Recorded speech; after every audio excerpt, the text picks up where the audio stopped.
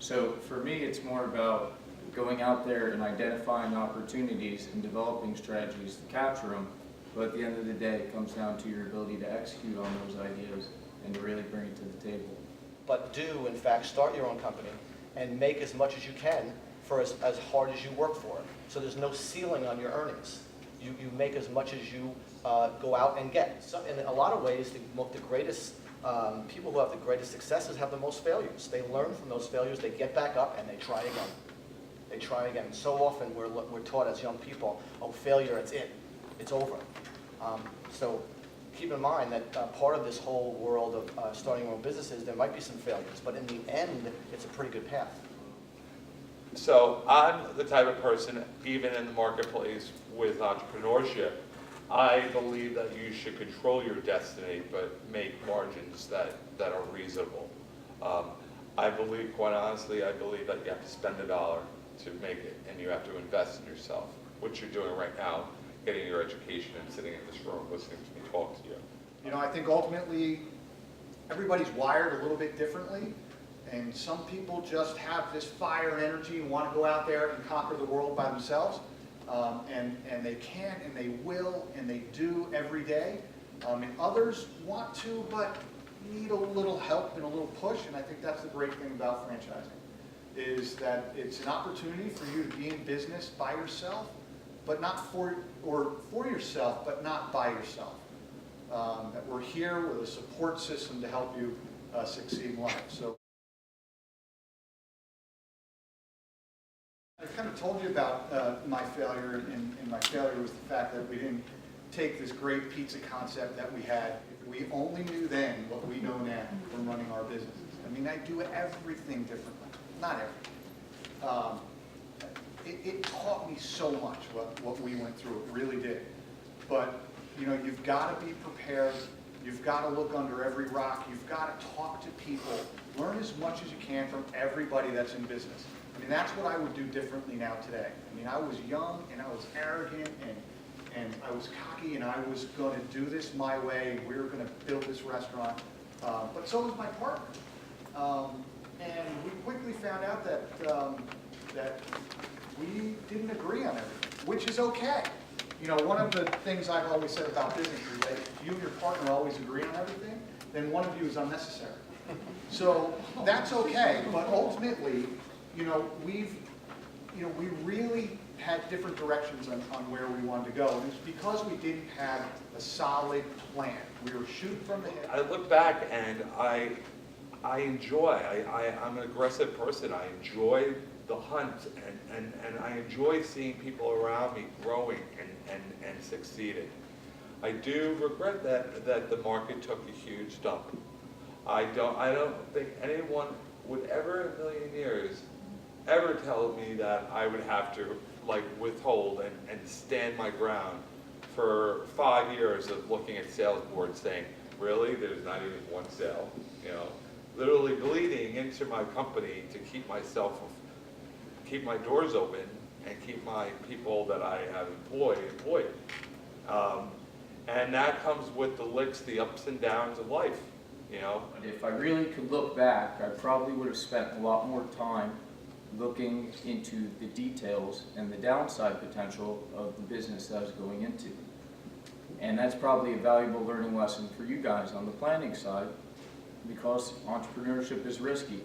And you have to plan as though you're going to be successful, but realize that there is a reality that you may also fail. I'm the type of person personally where I refuse to fail, where I will put the effort in, and I will work 16 to 18-hour days to get the job done until it's done. But you have to be willing to do the same for yourself, or you have to be willing to assess the situation well enough that you don't have to do it. Thing is, we also have a personality assessment, and that we don't hold that against you.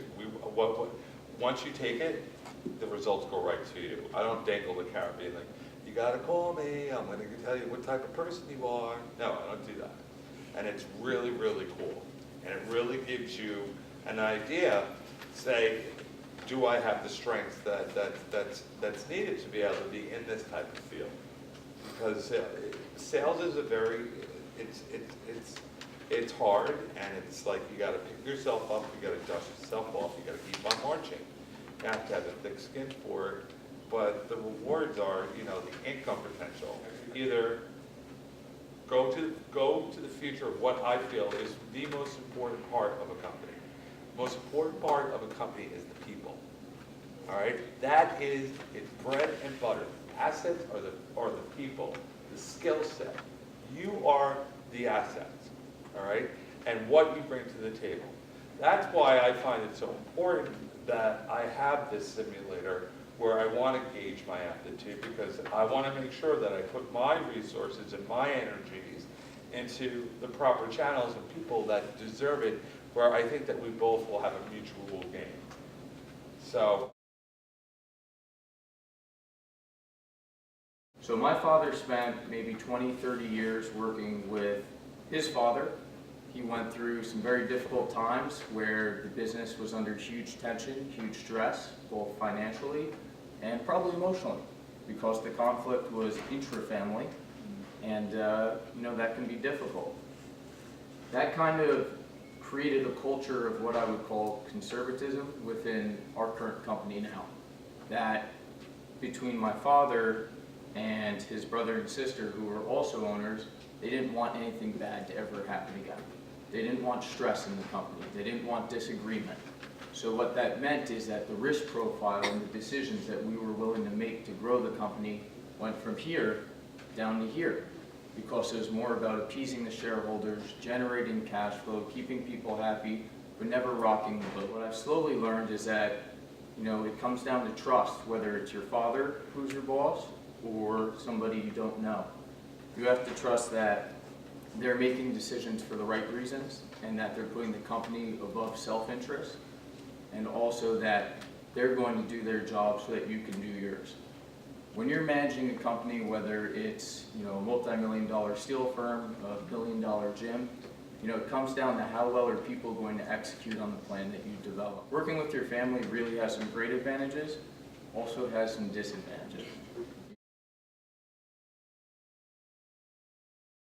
When you become part of a franchise, you're really becoming part of a family, and it's a big family, and you're tapping into a wealth of experience and just this great network of other entrepreneurs and people from all over the country and of all walks of life that have been through the experiences, right? Because they were already in business, and at times it feels like everybody's got their hands out, and you got to give a little piece to here and there and there and there, and that's one of the disadvantages of going into a franchise versus doing it on your own, is that you need to pay for that continued support.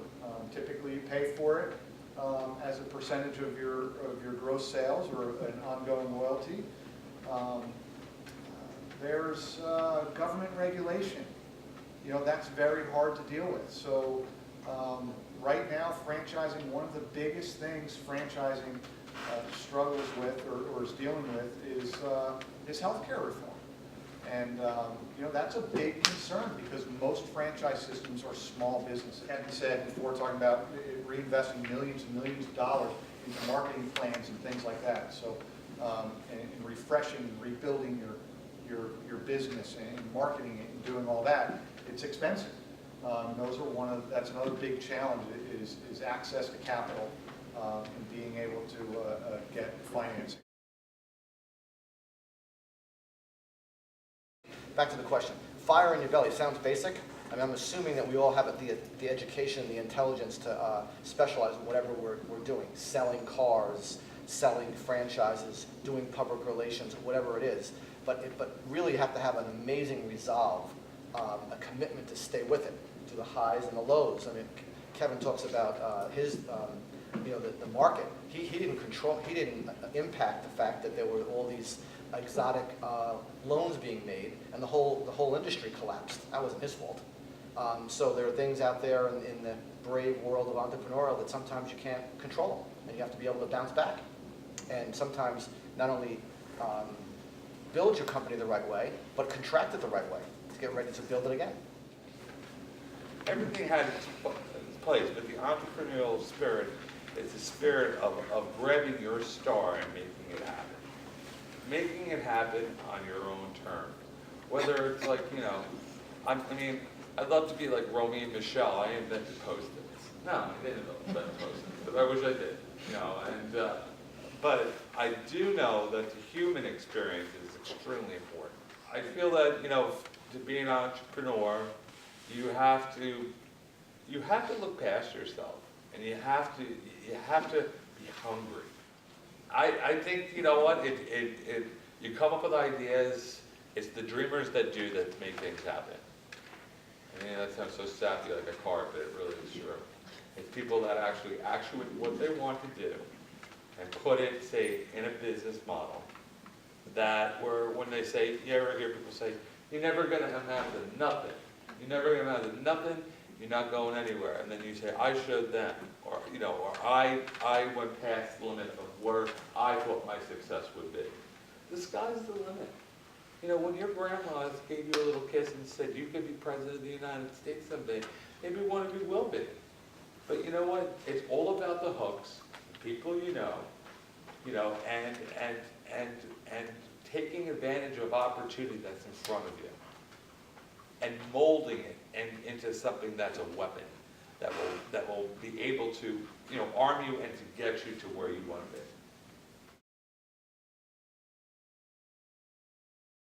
In my opinion, entrepreneurship is more a mindset than, you know, a skill.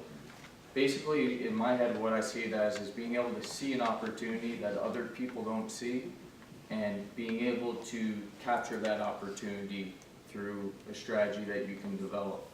So to me, you can hone those skills through things like we mentioned before, experiential learning, internships, even your coursework. But some of it's innate too, because you have to have that risk-taking background in you. You have to really feel it. So it's a really tough divide to say, can you learn it or can you acquire it? I think it's something that you really just have to have inside at the end of the day, but it's something that can be honed or developed with practice and skill. I think I mentioned it earlier. I think everybody's wired a little bit differently. And there are certain people out there that want to conquer the world. And they will and they do every day. So I don't know that it's something inherited or that you're born with. It's you've got to want to have that desire and that drive to go out there and accomplish something on your own. But some people need some help with that. And again, I think you develop a capacity for work at a young age. And if you're working now, that's great. If you're not working, I suggest, you know, try to get in that habit of working, and that will carry over. So a capacity for work, you know, George Bush, Bush 43 always used the great number 168. What are you doing with the 168 every week? You have 168 hours a week. How are you investing in? Do you have a tally of what you're doing? So 7 times 8, you're 56 of those hours you're sleeping. So what are the other 110 hours? What are you doing with them? Are you investing them in a proper way? Are you going to school? You are. That's great. Are you going to a website and see how you can launch a business? And you know, Kevin mentioned before it's about time. Well, there you are. What are you doing with your 168? And are you challenging yourself? Are you dreaming about starting your own company and making unlimited wages based on how hard you work? You have to do this on your own. And I am by no means saying that I built this company by myself. It was a team effort, but it took drive, and it took really wanting it and really thinking out of the box. and I'd say, and you guys have heard it a million times, I'm sure, but knowledge is power. It really is. My advice is just be a sponge. Learn as much as you can from everybody you meet in every walk of life, because knowledge truly is power. And if you guys want to, I encourage you to get into your own business. I think entrepreneurship is a great thing. It challenges you. It's what drives this country. It's what makes this country great. It really is. So I encourage you to do it. If you're going to do it, you got to be committed, though. I guess I leave you guys with 2 things. One is perseverance. You know, you're going to get knocked down throughout this. Whether, you know, just coming back to college, you're going to apply for that job that you really, really want. You may not get it, and it's going to sting, and it's going to hurt. And you gotta be able to push forward and respond to that the right way and conquer that obstacle and move forward on to the next thing. Same thing applies in entrepreneurship. You're gonna hit setbacks. You're gonna lose your financing. You're maybe gonna have to put that personal guarantee on the line. And you have to be able to respond to that and keep pushing forward. And you have to be able, no matter what the circumstances are, to persevere both on a personal level and a business level. So I really wanna, impress the importance of perseverance, whether it's in your academic goals or your professional goals. The other thing I'd say is, don't be afraid to give up the good for the great. It's very easy to take the easy path out. It's easy to say, hey, look, I got a nice job coming out of college, I thought this entrepreneurship thing was a really cool idea, but now I'm getting a paycheck, I have health insurance, this is great. That is great, don't get me wrong, that's a really good thing. But don't be afraid to put it to the side and take that risk and jump overboard and say, I'm gonna go for something special here. I'm gonna really put my heart into this, I'm gonna bust my you-know-what and get out there and go after something. It's all about doing things, it's all about getting off your butt and doing things. It's about not spending that time on the weekend playing with your friends, it's about focusing on how to bring yourself to the next professional level and how to go to the next personal development level of yourself. So those are the two things I guess I would close with. I'd say really focus on perseverance and pushing through obstacles, and also don't be afraid to give up the good for the great. Thank you. Thank you to our panelists.